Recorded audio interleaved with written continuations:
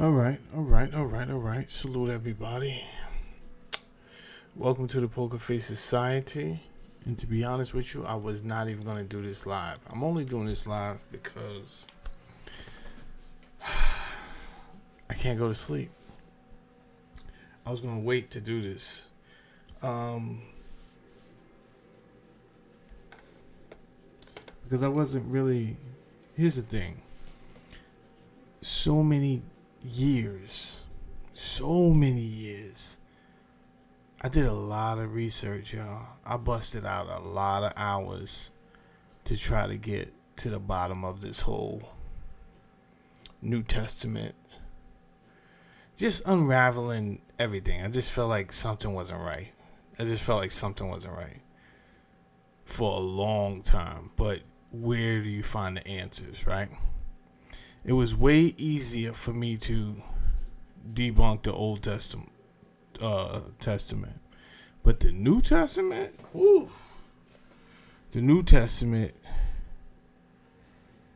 they had convoluted it with so much. Man, they had security layers on that thing, right? Like no one is supposed to ever figure out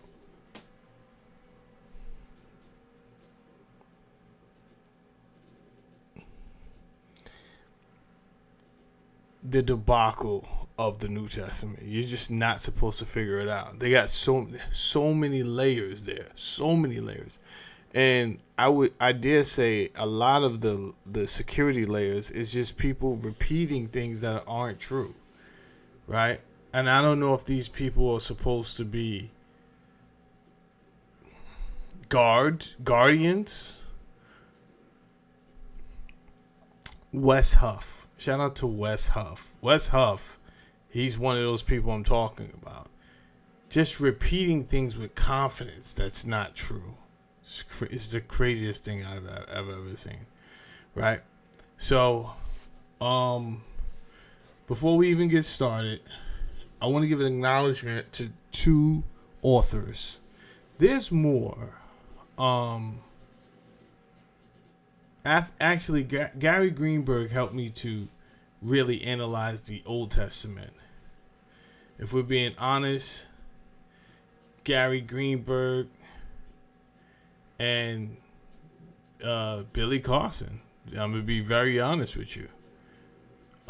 They had me look at certain things a certain way, and when I went and dug and did the research, I was like, oh, okay. It was like pulling a thread. It just unraveled. But that was Old Testament is easier to do. New Testament, New Testament is not as simple. You know why? Old Testament people hate when I say they plagiarize, but they really did plagiarize most of Genesis, and it was just like from there it's kind of like, oh, okay. And then you just other ridiculous situations like the whole Moses thing being put in a basket and somebody finding him. That story was already told by King Sarg. That's King Sargon's story. So it was able to be debunked. And then you guys watch me, right? I'm always asking what makes you a Hebrew. Like, none of it made sense, and it was just easy to like, all right, cool. I appreciate the book, but this don't make no sense. Cool. I genuinely thought I was gonna have a problem with the New Testament, and I did. I genuinely did have a problem trying to get to the bottom of the New Testament. But today, actually, it wasn't today at all. It was yesterday, and then I just spent a lot of hours putting together this program today. But it was yesterday, and I went to sleep like, wow, you did it. But I could not have done it without the breadcrumbs of Joseph Atwill, the author of Caesar's Messiah, and Abelard Rushlin, the true authorship of the New Testament. Both of them come at different angles, but when you put both of their angles together,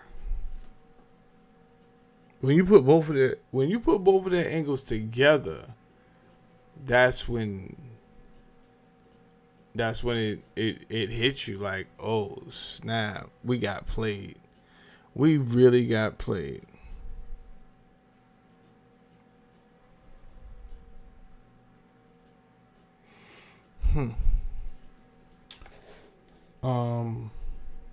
So I'm gonna try to make this because I got people watching on the replay. So I'm gonna try to do this as fast as possible.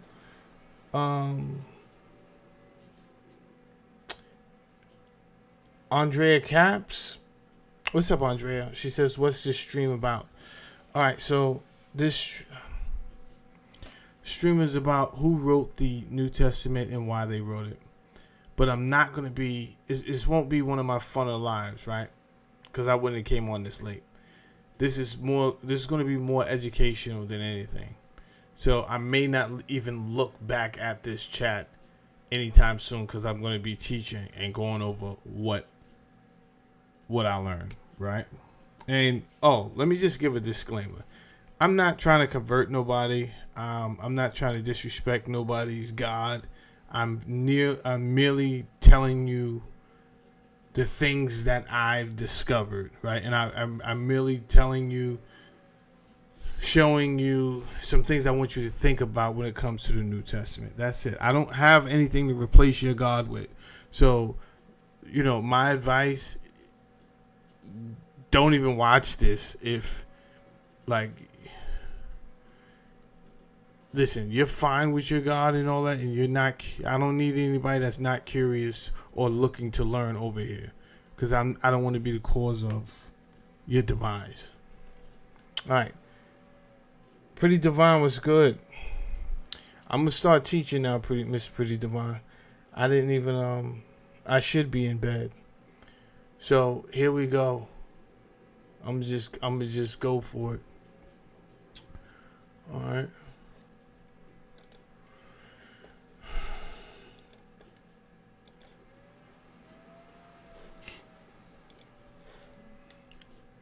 All right, y'all. Cracking the code. Why and who wrote the New Testament? Let's try to get through this so I can go get some sleep. All right. Now, I'm speechless and I'm stuttering because I'm still in shock about the amount of things that were said that just weren't true in all these years, and I didn't even know, right? Because you hear all these theologians, these people that's graduating seminary, and they get on the internet and they say all these things, and they know about all of these different jargon, these hot words and these keywords when it comes to theology, and you're like, yo, I can't mess with these people, man. They know too much.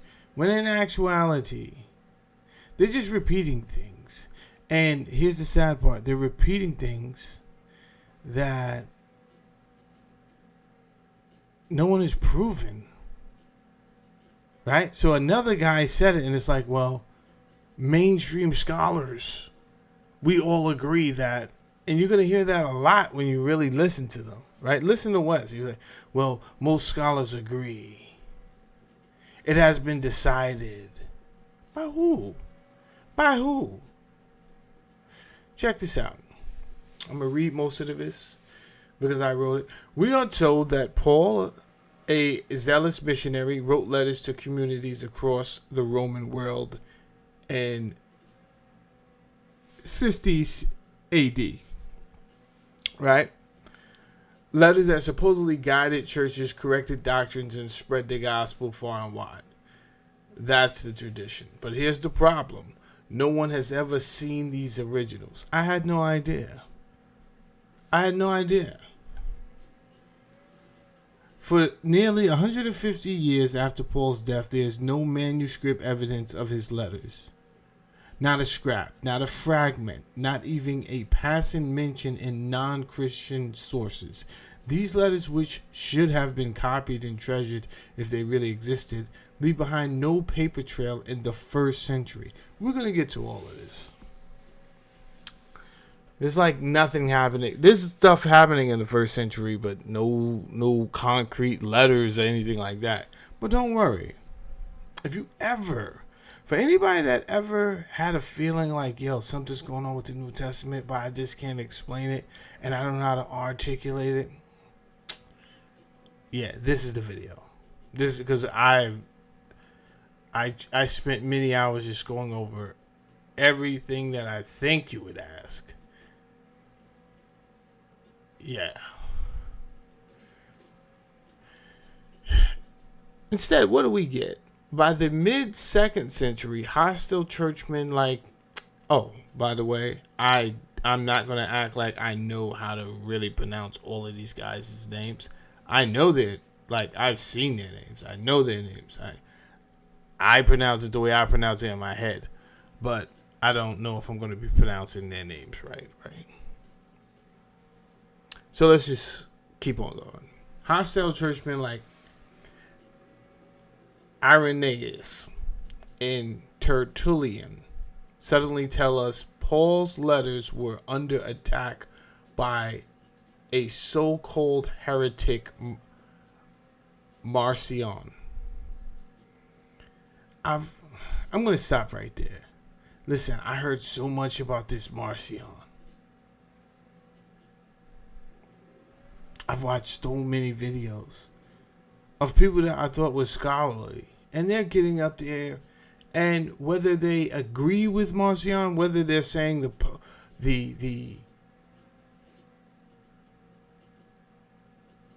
whether they're saying that he was wrong for doing what he did, whether they're saying he was right for what he did, they're not asking the true questions that I'm going to ask. But spoiler alert, listen, who said Marcion was real? We'll get to that.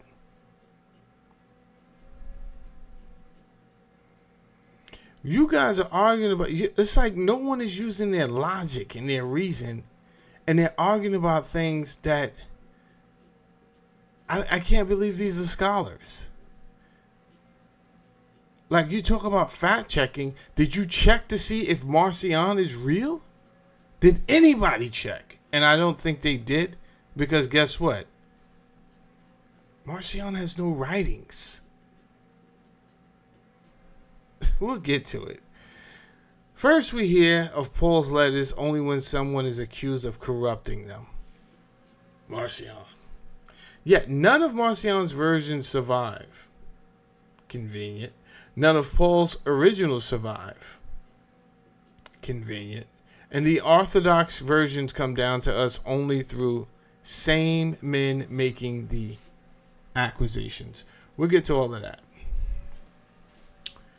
And then just when Rome begins to consolidate Christianity, the letters materialize. The earliest manuscripts we actually possess, Papyrus 46, dates around 200 AD. That's not Paul's time, that's Rome's time, a time when the empire had every reason to invent, edit, preserve, only would serve its agenda. So, what do we really have?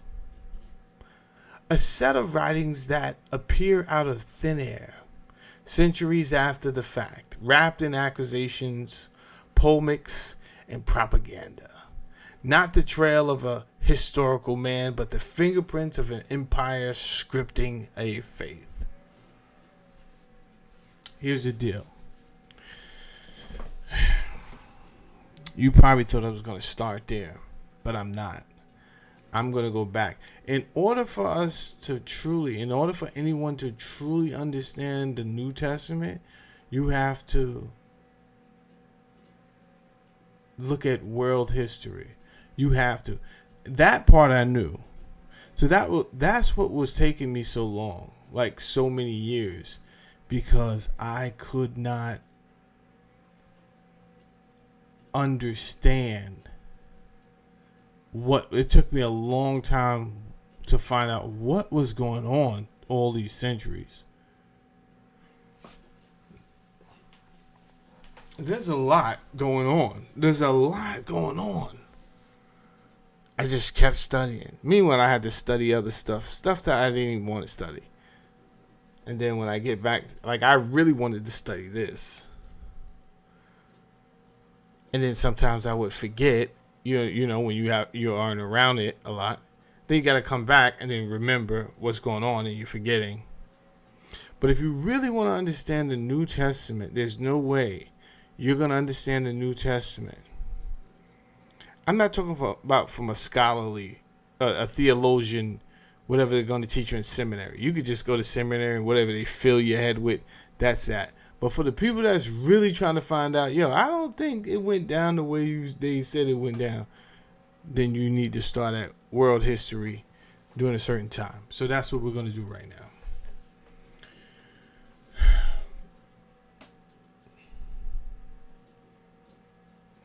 The word Jew is it's really a newer word. And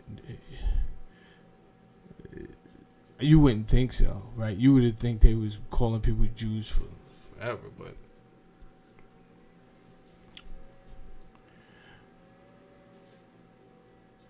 they call them Jews because they came from Judea. So there really did exist the people from Judea, and they really do have a history. To understand who wrote the New Testament and why they wrote it, you need to understand the world history that is not inside the Bible. I repeat, not. It's crazy they treat the what was written down in that book like world history. Let me just give you something to think about. If it was world history and they said it happened in that book, and then there was historians on this planet, but no one else wrote about it, you have to question that. Not going to say it didn't happen, but if you're a true critical thinker, you will be asking why none of these other nations even wrote it down, even bothered to write it down. All right, let's just keep going. The first temple and its destruction. That's where we're going to start at. Date of destruction, 586. Ruling power at the time, the Babylonian Empire. Who destroyed it? Which leader? Nebuchadnezzar II. Why did he destroy it? Supposedly built by King Solomon, allegedly, around 957 BCE. It was destroyed by Nebuchadnezzar after years of rebellion by the kings of Judah against the Babylonian rule. The biblical record states that destruction was a divine punishment for idolatry, corruption, and failure to uphold the covenant. Which is crazy, because that's kind of why Yahweh told Israel to go into to Canaan and murder everything moving. But I digress. Especially because I done took 2 ZQuils and I really shouldn't be doing a live right now. But I wanted to get this over with because we have a special guest that's going to join the show this week.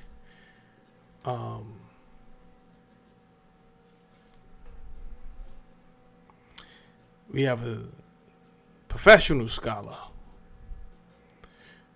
who's going to get on here and do an interview with us and help us understand this a little bit more. So I wanted to at least get this done, so that's out there by the time they come this week. All right, let's keep going. From the political perspective, Judah had allied at times with Egypt against Babylon, angering Nebuchadnezzar and provoking multiple invasions. right? And I'm only starting. I'm not gonna get deep into this. We've done deep dives. If you're new to the Poker Face Society, we've done deep dives on the split of Israel and the kingdom of David, and we've done that. So right now, all I'm trying to convey to you is the issues that the Jews are having and what type of just the tension between amongst the environment. That's all I'm really trying to get you to see right now. After the destruction, rule over Judea,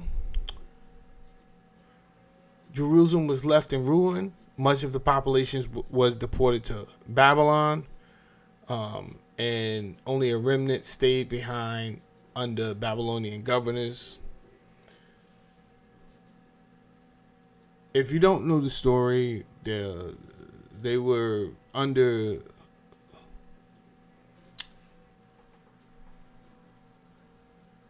Assyria rule for a while, and Babylonian and Persian. I'm just going down the timeline. Persian rule, 539 to 332 BCE. Cyrus the Great defeated Babylon, right? So they was under Babylon, then Persian came through and said, yo, let me get that. Then naturally, whoever the winner is, you're going to be, they take everything you own. So if you're part of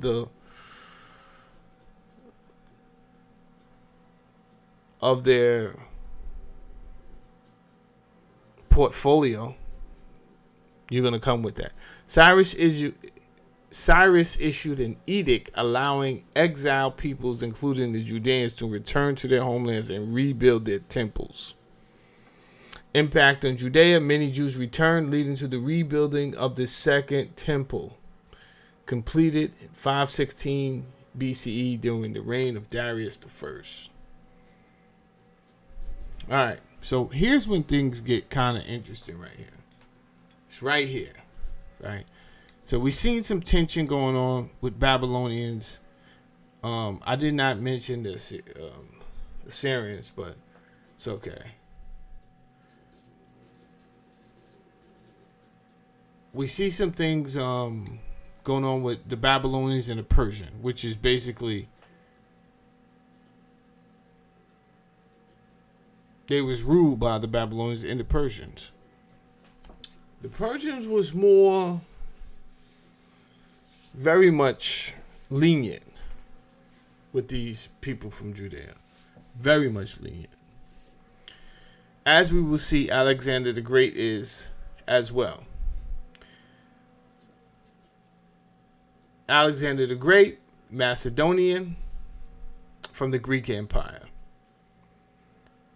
Reigned between 336 BCE to 323. After the assassination of his father, Philip II, in 336, Alexander inherited the throne of Macedon at the age of 20. He quickly consolidated power in Greece and launched a massive campaign against Persian Empire. It's fascinating to look at history because you just see one empire just take over the next empire. And we're looking in hindsight, so it's happening way faster in our head. But it's not happening so fast. This is over like centuries at a time. But it's still fascinating because it's kind of like, all right, once they said they moving in, Jack, they coming in, they moving in, and then they usually do take over, right? So within a few years, he defeated Darius III of Persia, bringing in the entire Persian control Near East under his rule, right? So now Alexander the Great not only has rule of Egypt and everything else, but also Judea. How does this impact Judea? Under Babylon, Judea had been devastated, the temple destroyed, and the people exiled. Alexander did not destroy Jerusalem. Instead, he largely respected local religious traditions. I'm not going to lie, that's one of the things that kind of made me a little bit a fan of Alexander the Great, just reading how compassionate he was. He was, he had ambition, maybe a little bit too much ambition to extend how much he actually owned and had. But at the same time, he allowed, his style of governance allowed people to worship their gods, and he respected other people's cultures while also introducing their culture, right? And it was like a mesh. And it was like that until he died. Under Persia, the Jews enjoyed relative autonomy, rebuilt the temple 516 BCE, and lived under Persian governors. The Persians generally tolerated their religion. With Alexander, the transition brought both opportunities and challenges. All right. Let me just take a break right there. Every once in a while, I'm going to take a look at the chat just to see what's going on.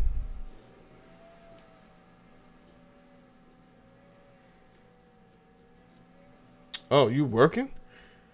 Okay. Pretty Divine's working. Pierre Luxex still stuck in the Iron Age patch. Yeah. So I get what you're saying. I was stuck in the Iron Age patch for a while, bro. For a while. Yeah. So enjoy it, bro. I spent years just studying this stuff, man. Let me get back to this.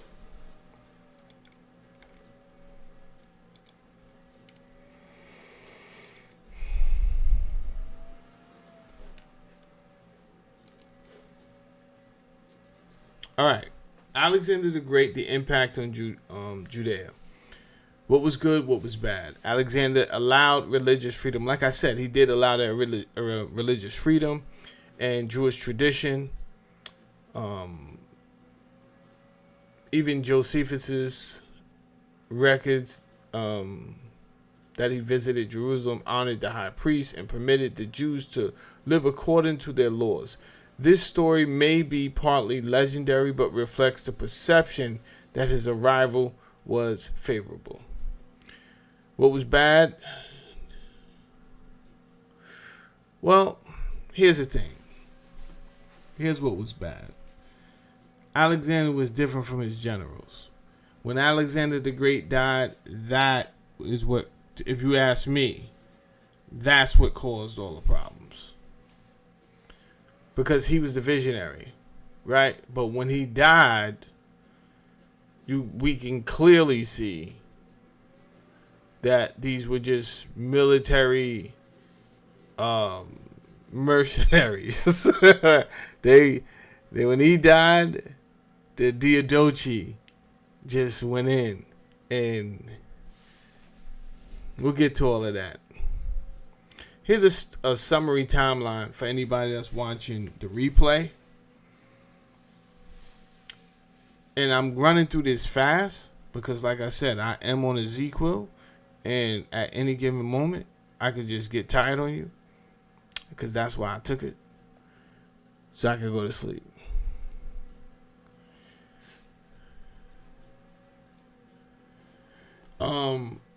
I didn't know if I should add this part here. I didn't know if it was going to add any value to the video. So I said, whatever, right? Let me just do it. It's better to have more information than less. So I don't know if anyone knowing more about the land will help at all for this lesson. But it doesn't hurt, so I will take a moment to explain the names of the land. So, Canaan was an older biblical term for the land stretching from Lebanon down to Negev inhabited by Canaanite peoples from the Israelites before the Israelites settled it.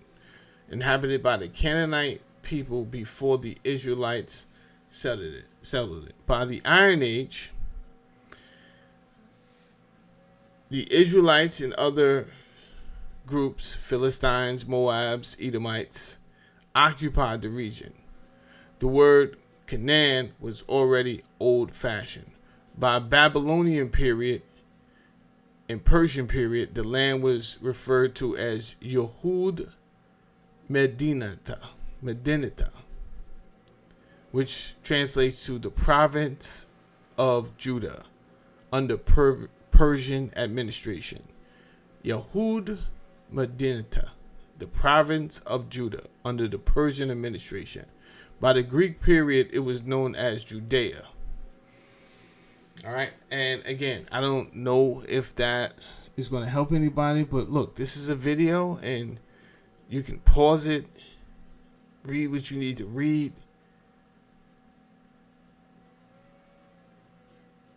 I'll try to be as comprehensive and legible as possible during this video. Jerusalem. Jerusalem is a city, the capital, and the religious center of the region of Judea. Judea, Yehuda, was a region surrounding Jerusalem, named after the tribe Judah. After the Babylonian exile, Judea became the main surviving Jewish territory, since the North Kingdom, Israel, had already been conquered by Assyria in 722 BCE.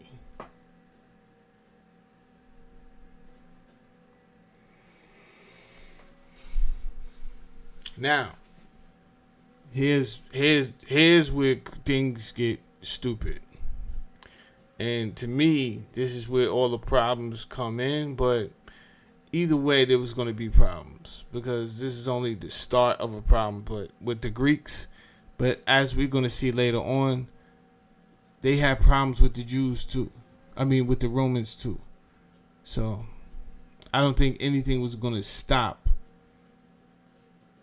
these people's problems. 323 BCE. Alexander died suddenly in Babylon at the age of 32. Was he having too much fun out there in Babylon? I don't know. I hear crazy things was going down. I don't know. He could have been having too much fun. His vast empire had no clear heir. His son, Alexander IV, was too young, so his generals, called the Diadochi, successors, divided the empire and fought for control. And they had like 2 wars, which is crazy, right? It's just crazy. His own generals started to go to war for the land. Nuts. 2 of these successors dynasties directly impacted Judea. The Ptolemies, and I don't know if I'm saying this second word right. I never asked anybody how to pronounce it. I just always said the Seleucids, right? I don't know if I'm saying that word right.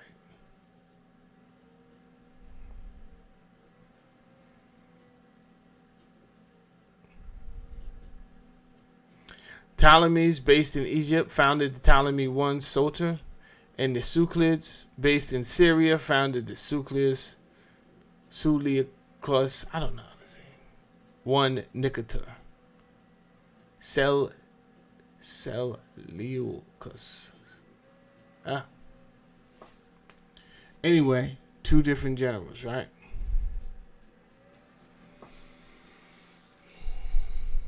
They had pretty much divided up the land.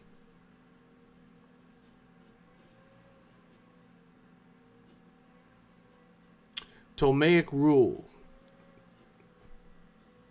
So now what we're going to pay attention to, because I'm gonna guide you on the things I want you to focus on. I want you to focus on pretty much the dates, because that's going to become important soon. Not so much yet, but I want you to just keep checking out the dates. and who is in charge.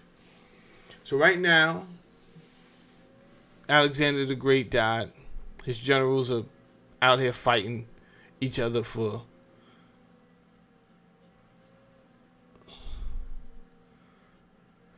be in charge. And it's 301 BCE. Judea falls under control of Ptolemy the First of Egypt. Fine. Ruling dynasty. Ptolemaic kingdom. Impact on Judea. Jews are allowed to practice their religion. Jerusalem remained the spiritual center. What are some of the bad things? It was heavy on taxation. Many Jews migrated to Egypt, where a large Jewish community formed.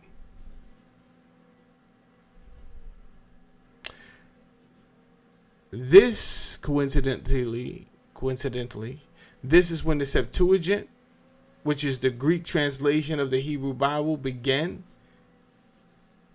in the 3rd century BCE, showing how Jewish culture interacted with Hellenism. And later on, I will express my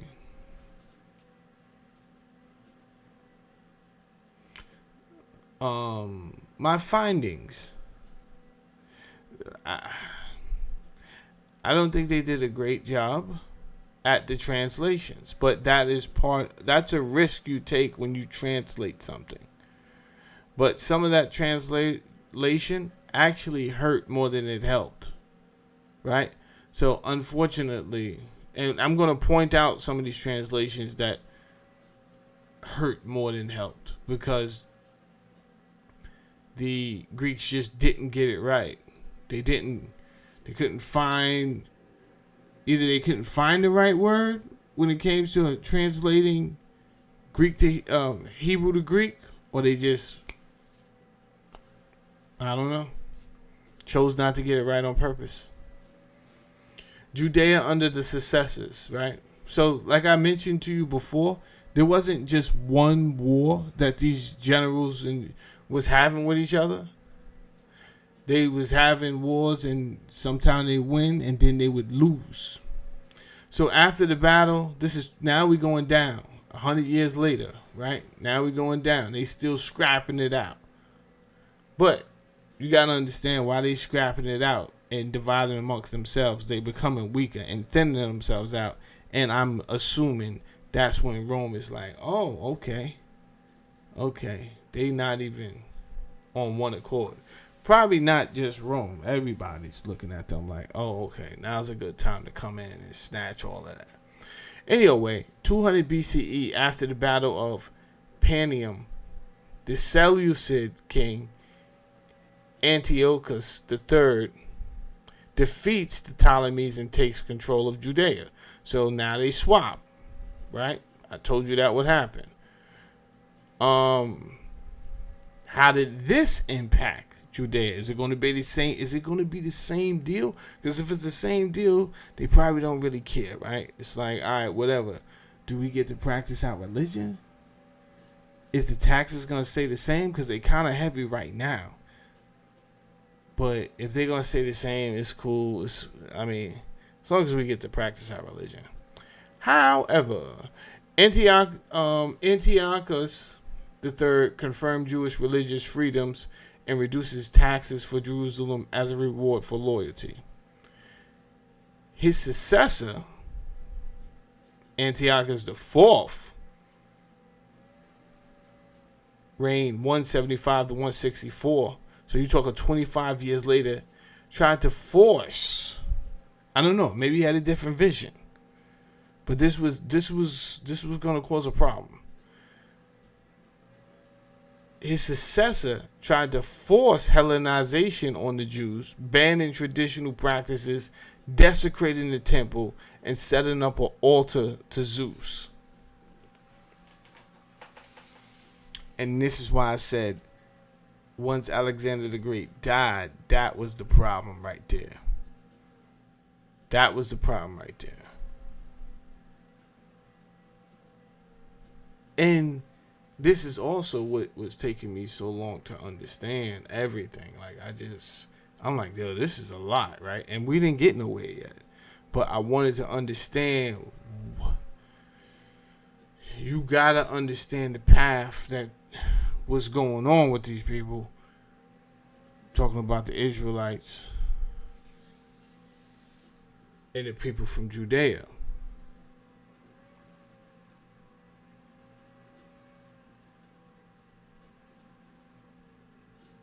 So when Antiochus the Fourth tries to force Hellenization on them now,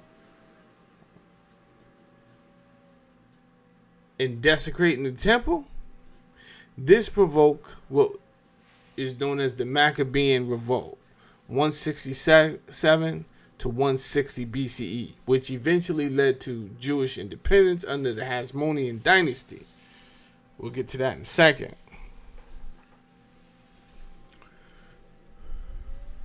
Here's another timeline. You guys take a look at it on the replay.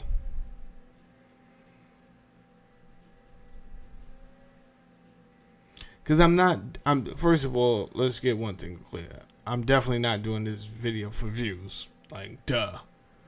Right? No one's watching this for views. I'm not doing this for views. I'm truly doing this for anybody that is trying to get a better simplification of, like, what happened, though. Right? Because we all don't have the time to study. And I think anything helps, especially right now where there's no opinion. I'm just giving you a rundown of this is like basic history. I'm running through it fast and I'm not going through it. If I had like more time, I would elaborate on certain points and really get into the details, but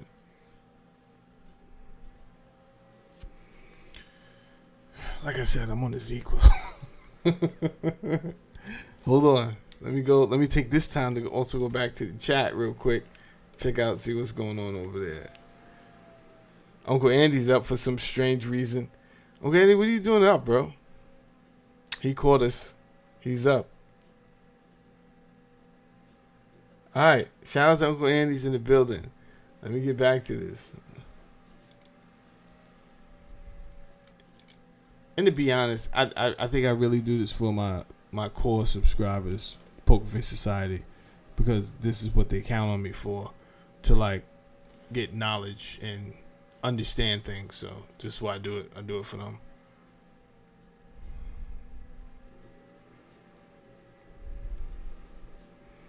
All right, let's get into this Maccabean Revolt, Jewish independence.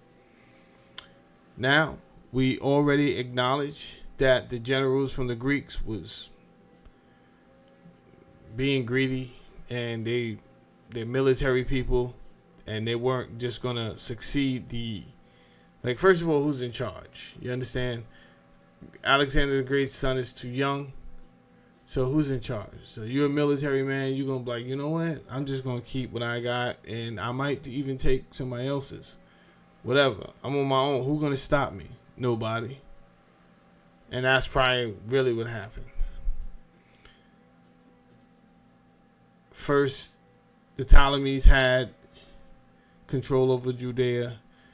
Then there was another war, and the Seleucids, they had control. They got control of Judea, right? And then that is where things got crazy. We just went over that. Antiochus IV becomes king of the Seleucid Empire. He pushes aggressive Hellenization, banning core Jewish practices such as circumcision, Sabbath observance, and Torah study. He bans all of this, which I don't know how he thought that was going to play out. Like, to be honest with you, that's kind of crazy. Antiochus desecrates the Jerusalem temple by erecting an altar to Zeus and offering sacrifices of pigs, an act seen as an ultimate insult. What book was I reading? I mean, obviously, there's so many books you could probably read that really goes into detail that makes when you're reading it, it makes it seem like you were actually there.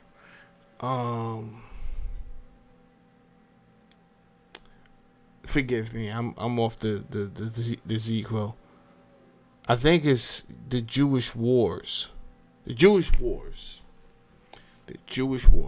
You can check out the Jewish Wars when you read that book. It makes it seem like you were actually there, and you get a better understanding of what was happening. And I think it was that book where I discovered that Josephus, a historian that we will talk about today, that's when I discovered him, because he was actually a military leader, and I didn't know that.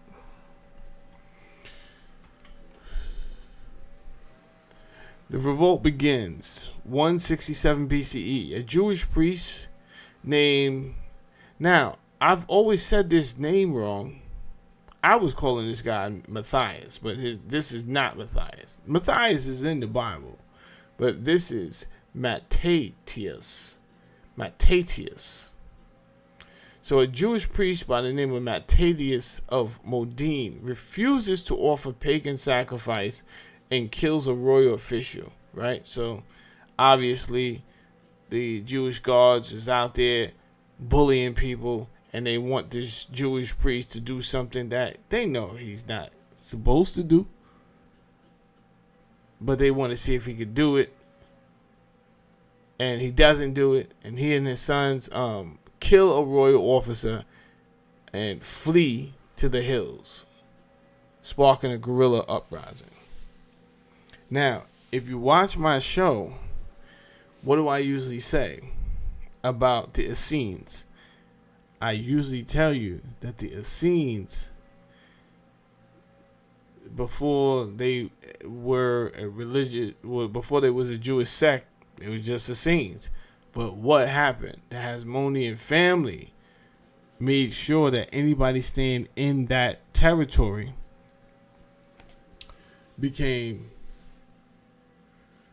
started practicing Judaism, because they wanted everything to be unified.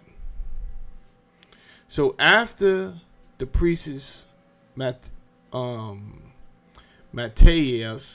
am I saying that right? I'm probably not saying that right, but the priest, after his death, the leadership passes to his son, Judah Maccabee, which they call the Hammer, and he starts leading the revolt. Right? Believe it or not, this information is necessary for you to understand the New Testament, because it just shows you like all that they have supposedly went through, given that this history is real, and how much they will do to continue to keep their culture sacred. Key events of the revolt. 1964 BCE. Judah Maccabee and his forces recapture Jerusalem, cleanse and rededicate the temple. This event becomes the foundation of the festival Hanukkah, which we all love because we get the day off. Shout out to Hanukkah. 160 BCE. Judah is killed in battle, but the revolt continued under his brothers Jonathan and Simon. So the Hammer is actually killed in 160 BCE, and the fight goes on. 142 BCE, under Simon Maccabee, the Seleucid king grants. So that's a lot of fighting right there. So with 20-something years of fighting, that's a lot of people too, right? These are supposed to be like soldiers that are fighting these, I'm not going to call them farmers or anything, but it's the son of a priest, man. These are sons of a priest. But after 20-something years, not 142 BCE, under Simon Maccabee, the Seleucid king grants formal recognition of Jewish political independence. This marks the beginning of the Hasmonean dynasty. So if you hear about the Hasmonean dynasty, it's really this family, the Maccabee family, man. You know what's strange? They told me not to read. I was dating a girl one time, and she was like, Jamaican girl, very pretty, but very religious. Oh my God, very religious. And her biggest concern that I wasn't Rastafarian. I didn't look Rastafarian. But you do have some baldies that's rock Rastafarian, right? You don't have to have dreads to be Rastafarian. I know plenty of people that are Rastafarian and they do not have dreads. She wanted to make sure I wasn't Rastafarian and that I didn't read the Maccabee Bible. So by her not wanting me to read the Maccabee Bible, she put me onto the Maccabees, to be totally honest with you. Shout out to her. All right, let's keep going. The Hasmonean dynasty, 142 to 63 BCE. We're getting close. Now, for my people who are looking at these dates, because I don't assume that everyone is scholarly or no. Like I do this over here so that if you have no idea what's going on at all, you can come over here and feel comfortable. Right? So I don't want anyone to feel awkward. So if you've been noticing, the dates have been coming down and not up. That's because in BC, before Christ, or CE, Common Era, BCE, before Common Era, the numbers are going to come down. So when I say we're getting close, we're getting closer to the 1st century, to where the magic happens. So 142 BCE, Judea becomes an independent state for the first time since Babylonian conquest over 400 years earlier. Leaders, descendants of Mattathias, Hasmoneans, serve as both high priests and rulers.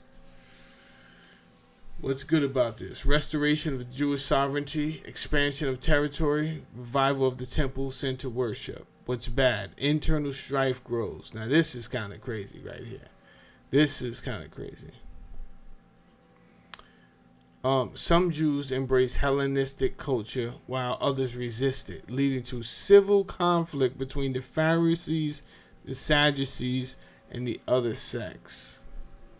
63 BCE, the Hasmonean dynasty ends when Pompey the Great of Rome intervenes in a Judean civil war and captures Jerusalem, bringing Judea under Roman control.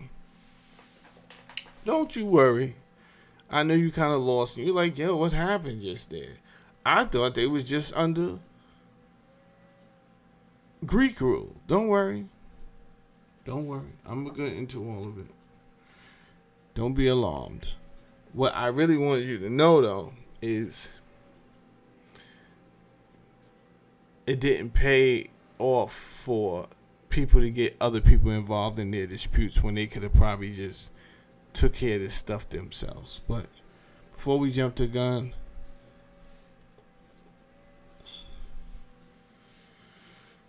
let's break it down a little bit. Pharisees emphasize strict adherence. Who were the Pharisees? So I'm doing this so you have a better understanding, right? Because we talked about the internal strife.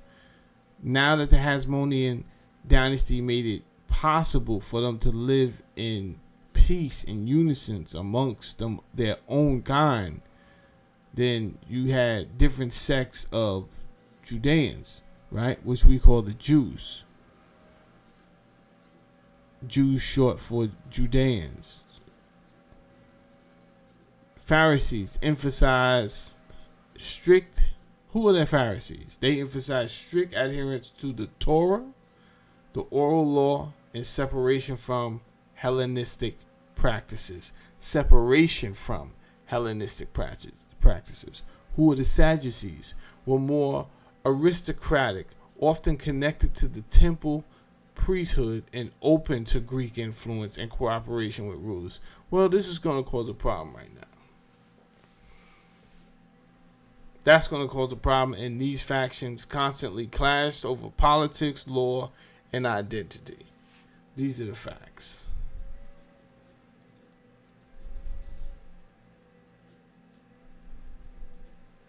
During the Hasmonean rule, rival Jewish leaders sometimes invited outside help when internal disputes escalated, which they should not have been doing.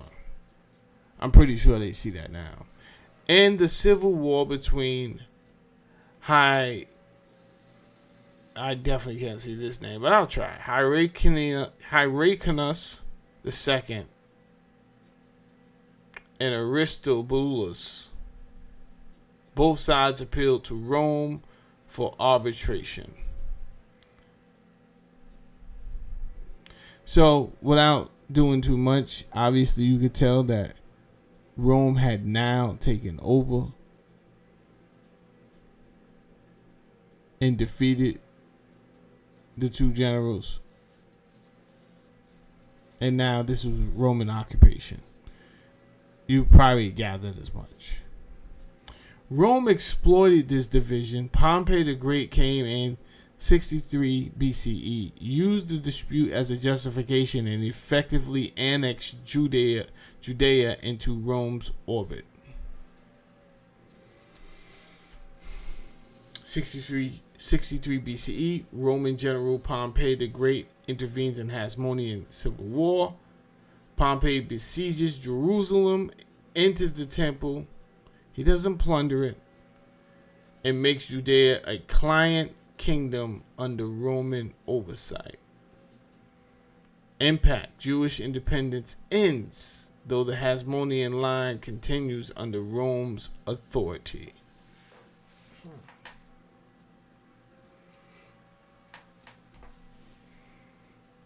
We're going to get into that in a second.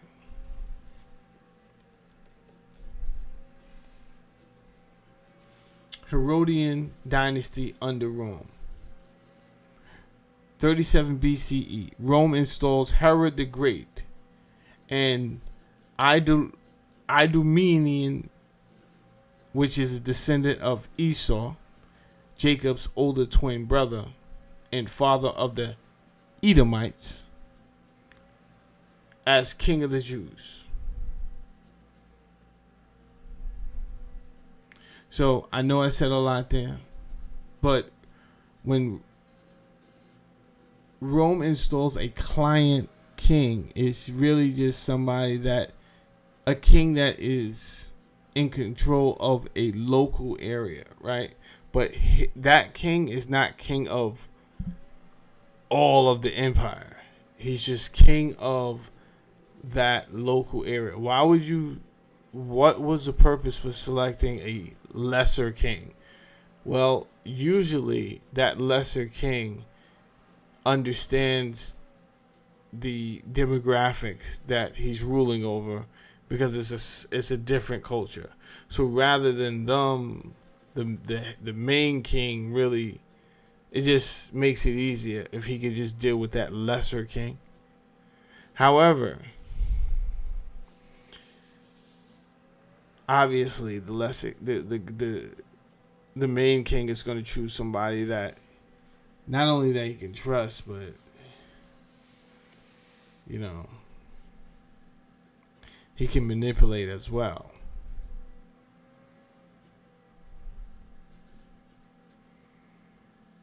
So it's funny, he didn't choose a Hasmonean king. He chose an Edomite king. Herod is loyal to Rome, but tries to win Jewish favor. What was good, he renovates. Here's the good thing about Herod. He renovates the second temple, expanding it into one of the grandest temples in the empire. What was bad, he is seen as a puppet king of Rome, and his rule is marked by brutality, heavy taxation, and suppression of rivals. All right, we're getting down to the wire. 4 BCE, Herod dies. His kingdom is divided amongst his son under Roman oversight. Uh-oh.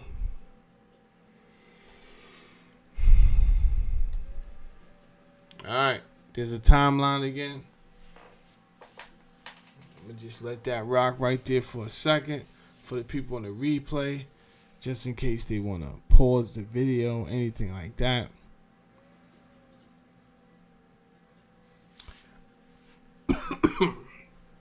I'm going to go back to the chat real quick.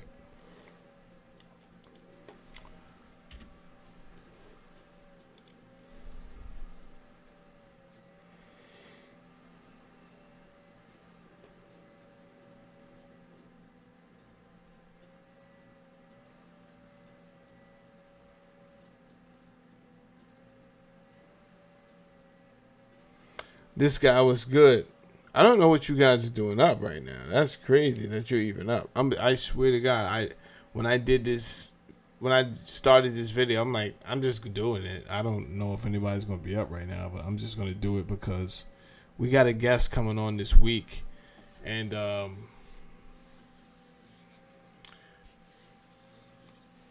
we're gonna be in for a treat. That's all I gotta tell you. We're gonna be in for a treat. This person has written books on exactly what we're going over right now. And they are a historian and an educator. And they have a wealth of knowledge that they'll be able to go over everything we're talking about right now. All right, well, good to have you. You already know that, this guy. Peace to you and your family. Uncle Andy's taking notes. Let's get back into the lesson. Let's get back into the lesson so I can go to bed.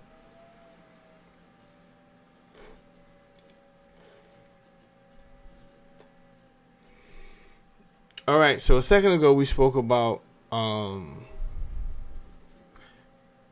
client kings, but outside of client kings, Rome also had procurators. I think that's how you say it. Procurators. Either way, it's governors. I could have just stopped at any moment and said governors, but I have OCD.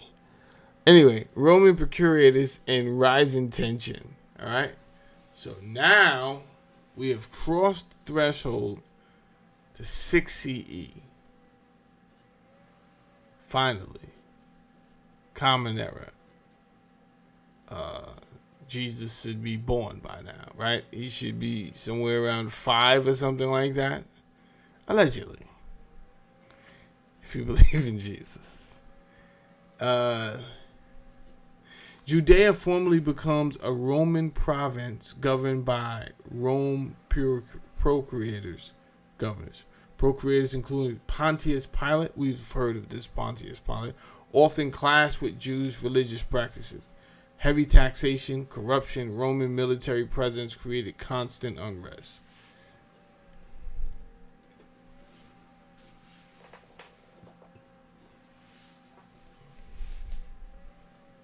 So, I wanted you to see that these people from Judea, they had good times and they had bad times.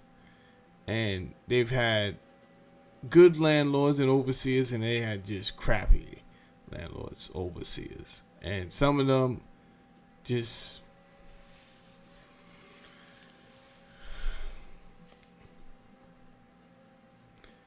it didn't go right.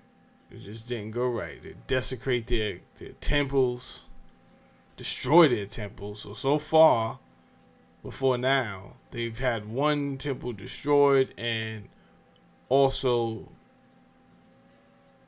desecrated.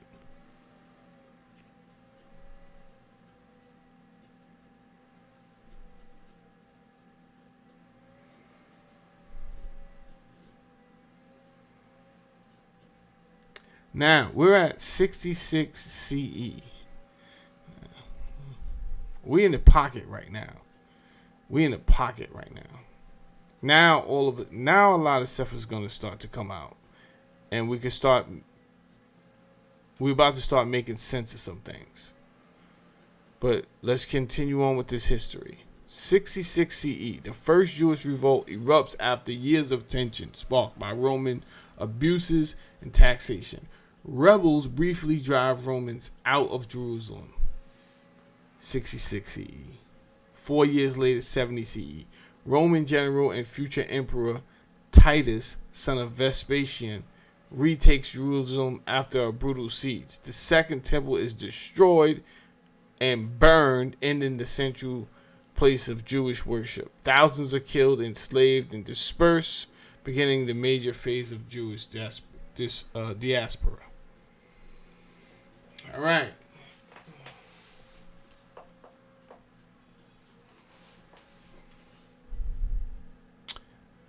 Now, I'm going to mention some names to you guys, because when we're listening to these so-called theologians and then saying all these fancy words that most of us know nothing about, it sounds like they're talking in code. They're naming certain people and we're just kind of like not aware. Well, I'm mentioning these people because sometimes they go back to resources, right? They'll reference these people, and this is one of the people that they reference to substantiate that Jesus was definitely acknowledged, and the Christians were acknowledged, and Christianity was a thing.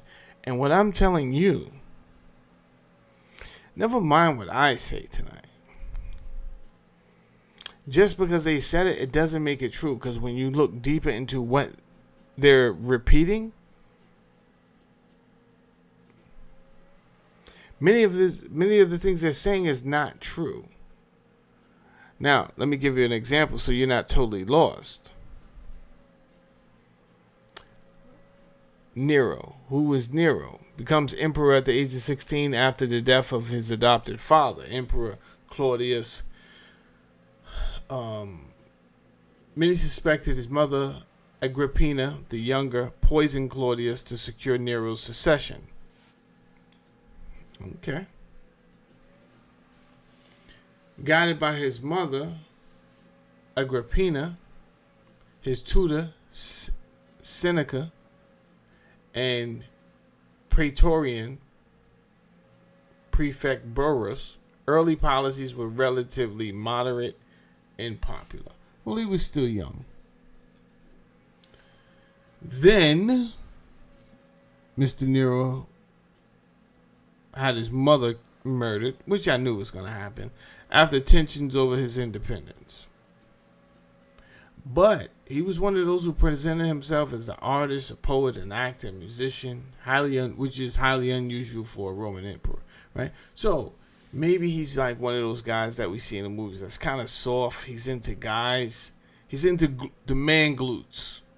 He's into man glutes. He's one of those.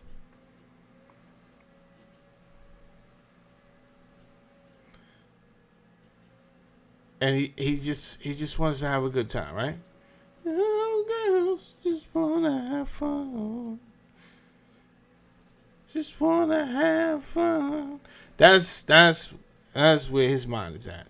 He sponsored games, theater, chariot races.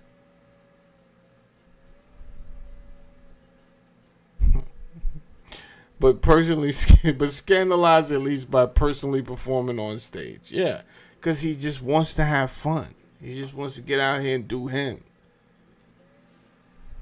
Then, here's the part in history, right? Now, I want you to look these. Now, we can have some fun. Because these Christian scholars, they don't really have a lot of legs to stand on. This is what I'm noticing. They don't have a lot of legs to stand on.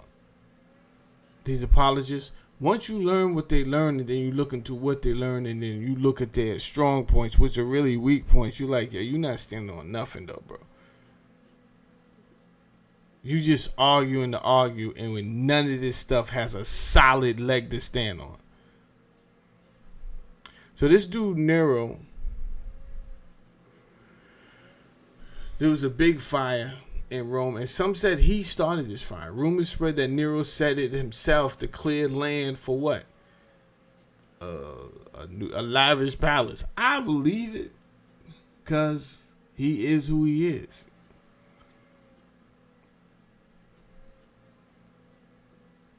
He wants to build a new palace with men walking around in skimpy tea leaves and all that.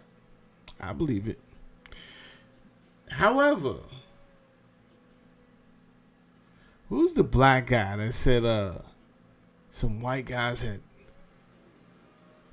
put a noose around his neck? It was nasty work, because they had the pictures of him actually going into the Home Depot, and he himself was buying the rope. It was really nasty work. Now,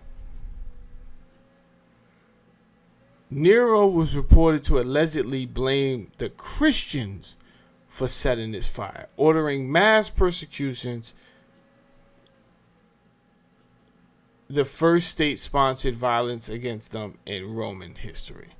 Let me slow this down, because the Z-Cool is kicking in, and I promise you, I'm not going to end this live unless I get ridiculously non-legible, like you can't even hear what I'm saying. But we're not there yet. We're not there. I want to unpack this right.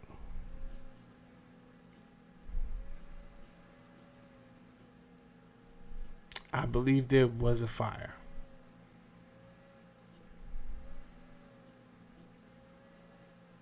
But let's just say it was a fire. The people who were writing the history on this fire and Nero,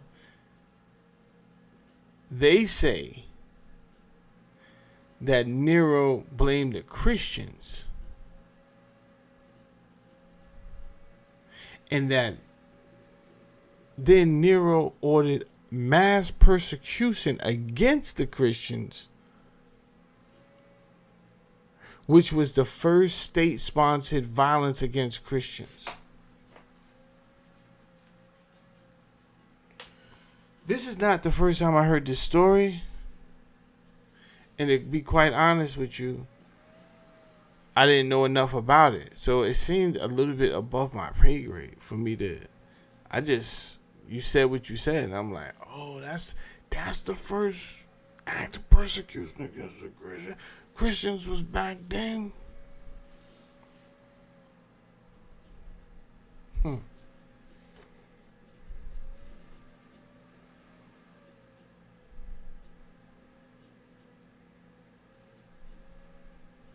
This is what you gotta understand.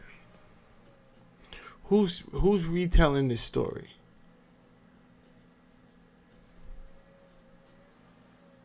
Right? I did a deep dive. Actually, I was just being me. It wasn't really a deep dive. I'm just being me. I question everything. I question the question. So me just being me, I said, okay, who reported this fire? Like, who? Which historian? It was a Roman historian by the name of Tacitus around 116 CE, 52 years after the fire. He's out here writing a tell-all book, and he says Nero blamed the Christians for the Great Fire of Rome in 64. Tacitus explains that the name came from Christus, who was executed under Pontius Pilate during Tiberius, right? So I said, whoa. Did he execute Christians or Christus? It doesn't say, he doesn't really say he murdered Christians. He says he executed Christus. I said, okay, well, that leaves room for that being an individual, but it also leaves room for that being some type of root word for Christians in another language?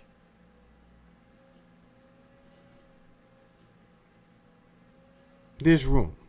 There's a little bit too much room for people to just be willy-nilly just, oh, that was the Christians. All right, maybe 52 years later. That's what you saying? You saying that. All right. Cool. Theologians and biblical scholars see Tacitus as clearly connecting Christus with the origin of the Christian sect.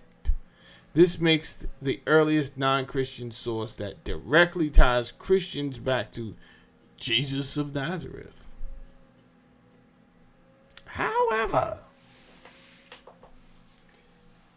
now we start to use our noodle. Now we can start to use our noodle. If this is supposed to be a look, and I know Uncle Andy can appreciate this. If this is supposed to be a Roman historian, and guess what, gang? You chose to write about Nero in a fire, and you said that Nero blamed that fire on the Christians. You said that. But this same historian never wrote about Jesus once. Never even talked about Jesus. Never. Never. Never.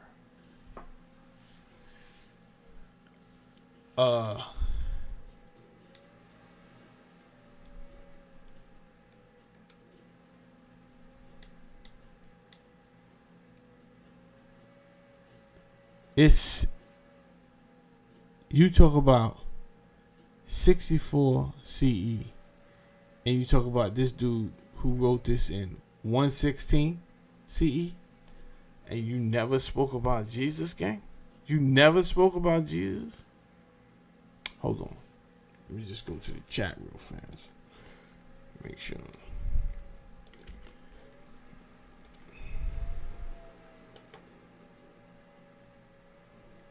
Ariel's in the building.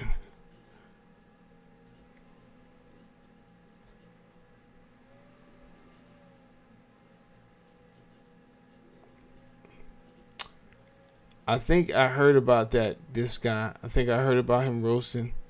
We're going to get to it next week. I just had to take a break away from that guy.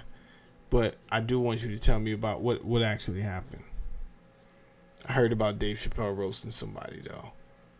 They canceling everybody for everything, so. But I'm glad to see the Poker Face Society is out tonight. I don't know what y'all doing up, but I'm going to try my best to teach this thing for y'all, man. But I slowed down right there because I want y'all to understand. This is a Roman historian that never wrote about Jesus. Yet somehow, they make, scholars of later on will make the connection. No. Christus he was talking about the Christians. Maybe. I'm not here to argue with y'all. What I do know is he never spoke about Jesus. Anybody named Jesus. That's true. So, he only mentions this Christus only once. And he says Christus, as the namesake of the sect, suffered the extreme penalty. So he says Christus suffered the extreme penalty under Pontius Pilate. Okay. For setting the fire. So did he mean the Christians suffered the extreme? Which he could have, right? Let's keep going. His focus is not on Christus himself, but on Christians in Rome being punished by Nero. No biography, no teachings, no miracles, no gospels, just a passing reference of Christus. Maybe. But don't you worry. We'll get into him a little bit more. We'll get into who he is. But for now, let's move on to the other historian who mentions these Christians in the fire. The Great Fire of 64. Now, if you thought I couldn't mention the other people, I don't know. I'm not going to be able to mention this guy, but it's okay because, like I said, I have a professional historian coming in this week to do an interview with me. He's written books about this. I'll try. Suetonius. That was easy. Suetonius. But look at the date. 120 CE. That's Common Era. That's AD. He writes a book in Life of Nero. Suetonius in the Life of Nero. He writes, punishments were inflicted on the Christians, a class of men given to new and mischievous superstition.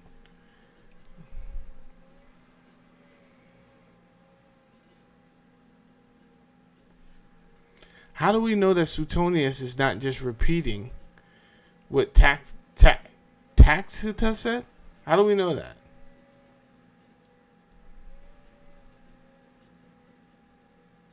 Anyway, don't waste too much time thinking about that. That's like a rhetorical. Treat that as a rhetorical question. He doesn't seem to know. Can we agree upon this?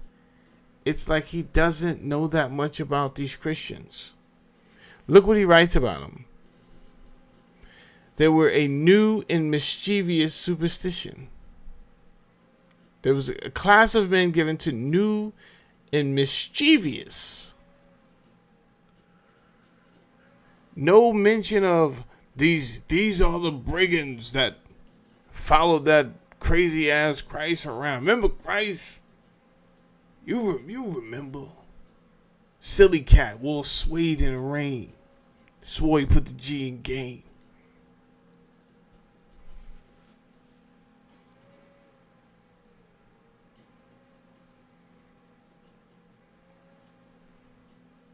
So we have two historians.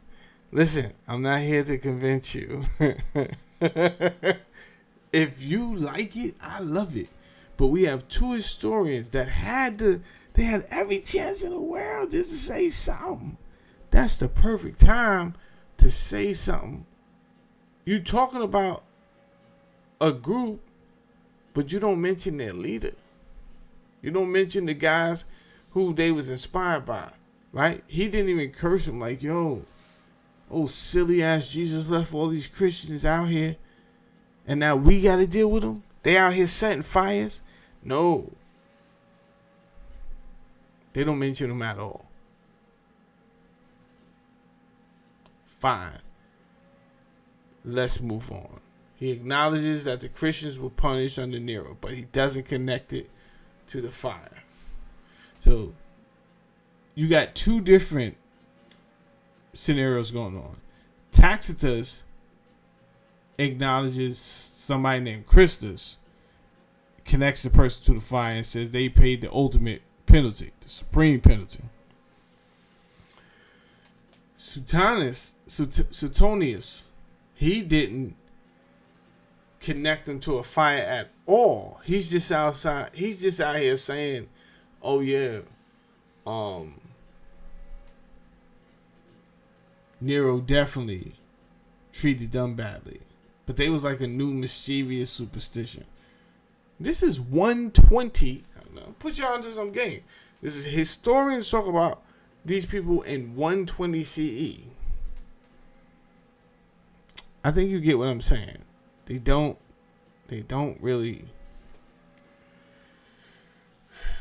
know about these Christians. So who was this Tacitus and this Suetonius? Who were they? Well, Tacitus was a Roman senator, orator, and historian.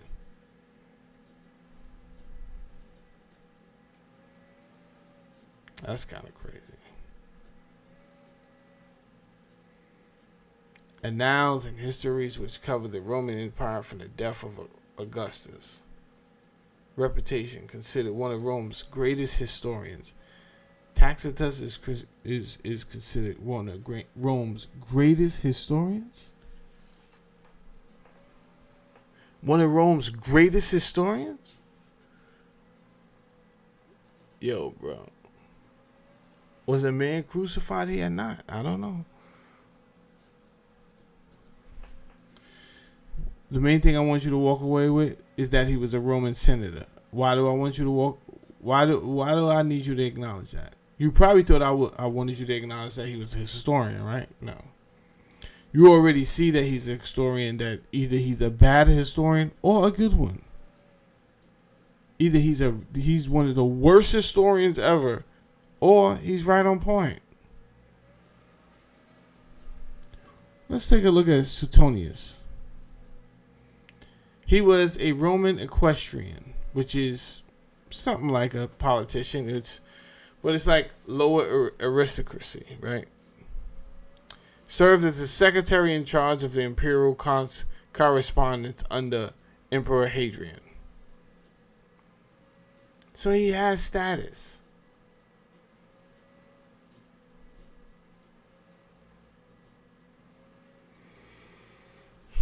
Neither one of these men acknowledged Jesus Christ ever. However, for some strange reason, they mention these Christians. They place these Christians in history.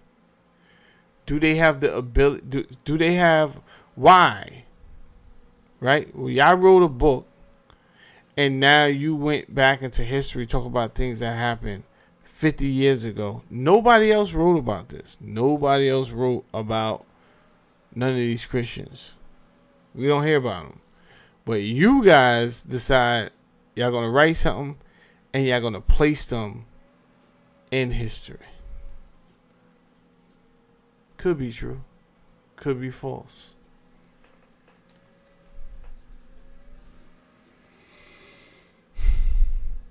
I'm going to say stop the cap.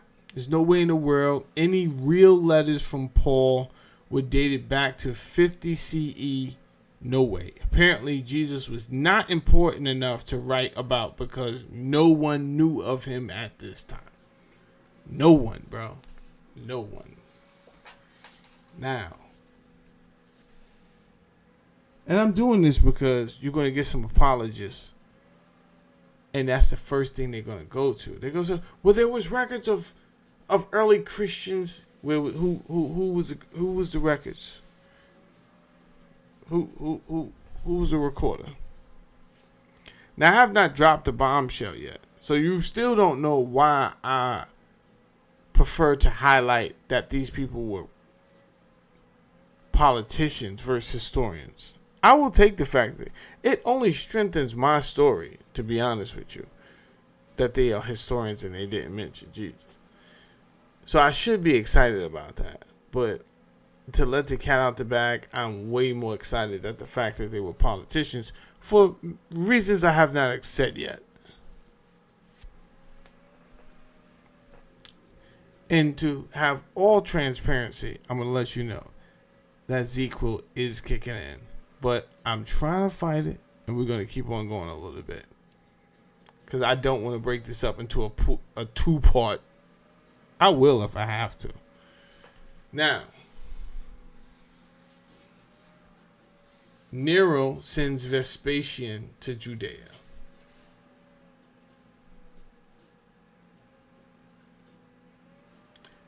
We're going to get back into the story.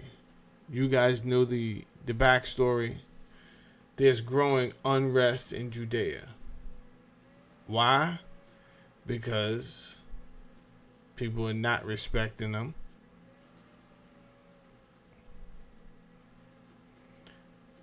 And quite frankly, trying to get them to force them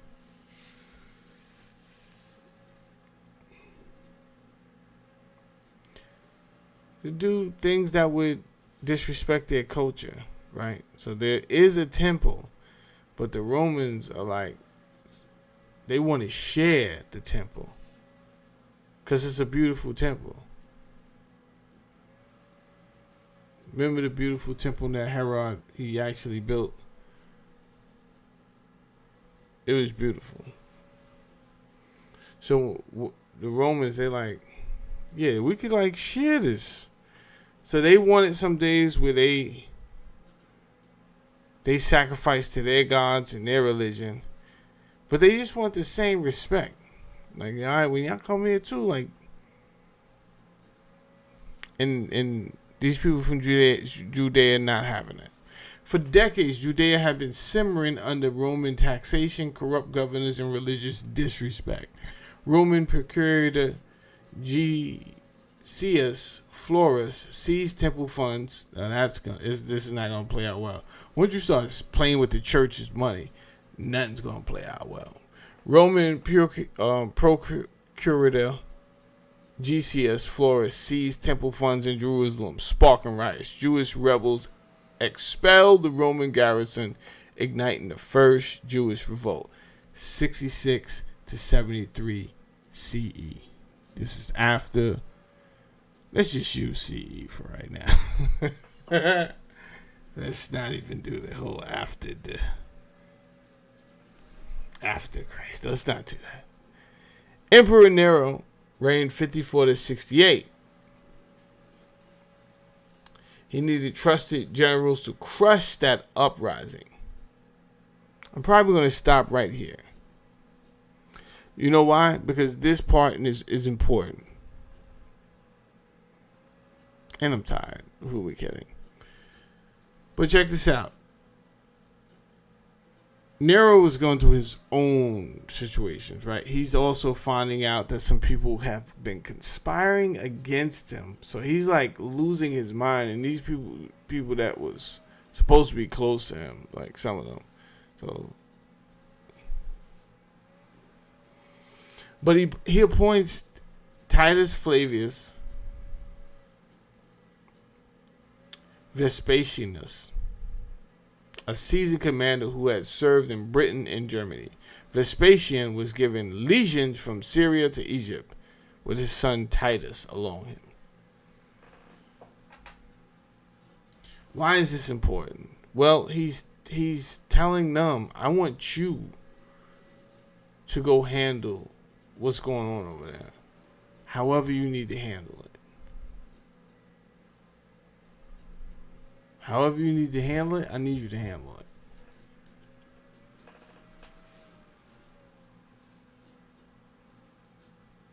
Vespasian begins the reconquest in Galilee, systematically crushing resistance. The Jewish commander Josephus is captured.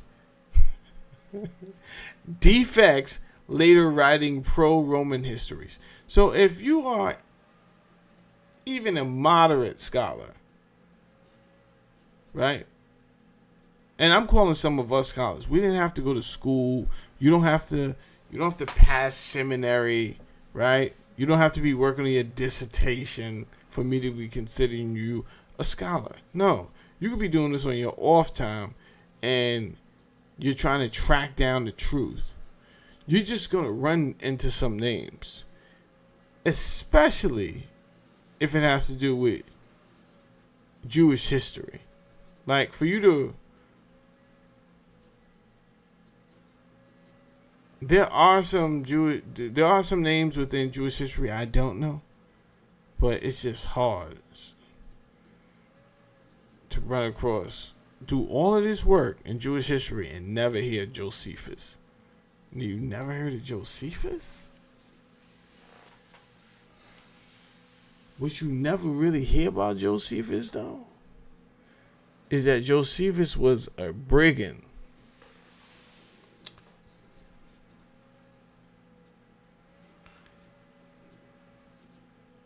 He was a Jewish commander. Some say he was Sicarii. Sicarii is the Jewish ninjas. The Sicarii was, the name actually comes from a knife, from a blade, the curved knife. Yeah.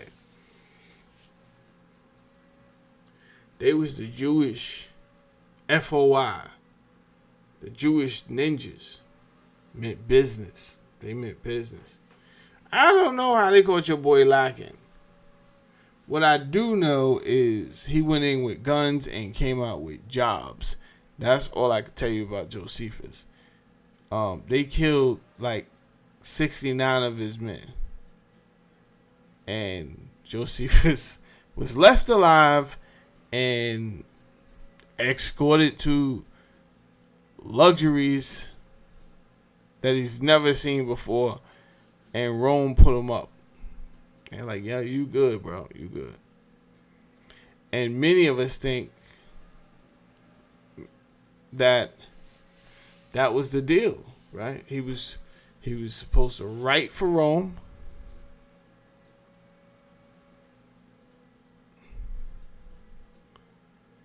And they would let him stay alive. So here's a Jewish historian. Well, he wasn't a Jewish historian. He was a commander. He was a Jewish commander. But now he's like 6'9". He's a snitch. He's a rat. He doesn't care. And he's like, whatever. I'm working for the boys now. He's right. So anytime anybody tells me about, yeah, but Josephus said easy on the Josephus said stuff. Now, let me look at the chat real quick. Where we at? 136. Yeah.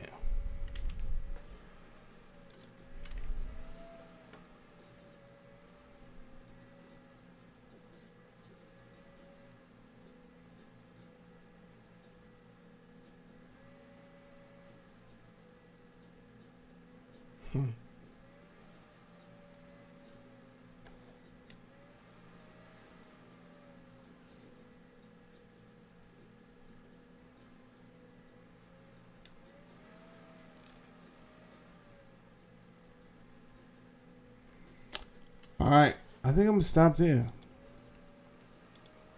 Let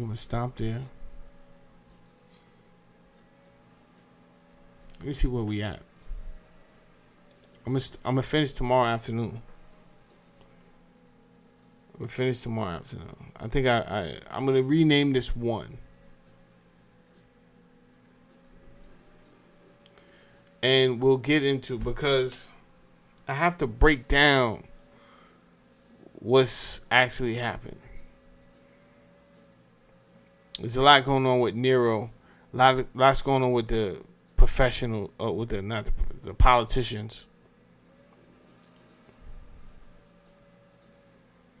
But the important thing to know is that Nero sent Vespasian, who has a son named Titus, to quash them issues.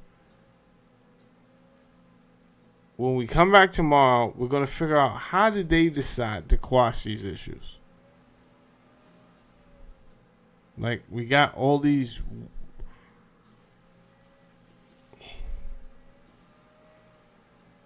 Jews that's not taking nothing lightly. Like, it's always some type of uprising. How do you stop that? And this is where Joe Atwill's knowledge comes in, because he points out that even the Sicarii, they was getting caught by the Romans, and they was not breaking, right? They was torturing them. The Romans were trying to get them to say that, yo, Caesar, just pledge your allegiance to Caesar.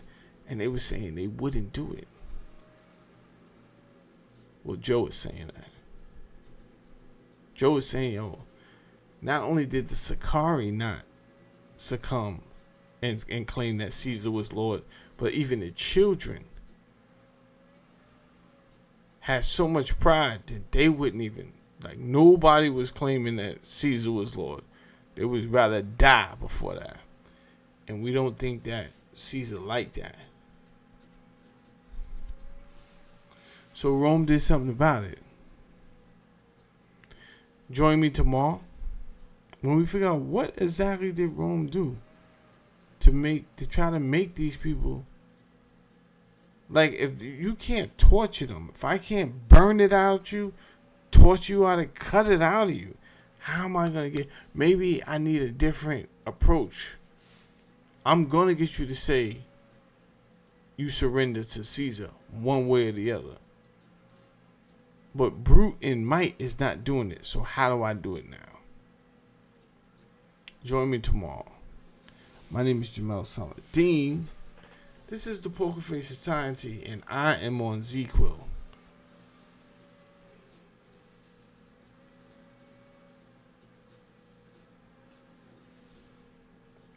Uncle Andy says, a few of us missed tonight. Only 4 of the 12. Nah, it's all good. It's not y'all. I know what times to come on. I was supposed to. So this is what happened. I was supposed to be here at 5. If I would have came on at 5, we would have had a good amount of people in here. When I came on at 5, the camera wasn't working. So I said, okay, well, there you go. I'm not going to do the live. Because I didn't even feel like doing the live anyway. I had spent so much time preparing the live. I didn't want to do the live anymore. Like, I had been up. Like, I had started last night. Then I got back up at like 5 in the morning. I worked on it for hours into the afternoon. To 3, actually. So from 5 to 3, I worked on it. I didn't feel like doing it anyway. I was going to do it. But when I turned on the software, the camera wasn't working. I took a little break. Camera started working again. I took a ZQuil but couldn't go to sleep. And I said, I know what's going to make you go to sleep. Go in there and do a live. And I bet you, give it some time. You're going to be ready to go to sleep. And I am. So I just didn't want to sit there on that and then have to get up early in the morning and then I'm tired throughout the whole day.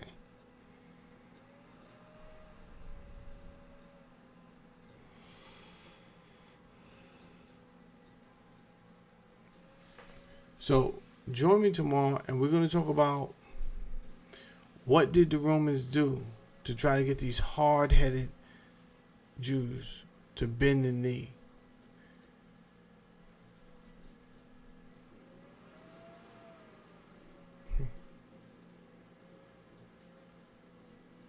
That being said, listen, I can't wait to see you tomorrow. You guys have a blessed night. I'm going to end this now. And I'll talk to y'all soon, all right? Salute. Peace out.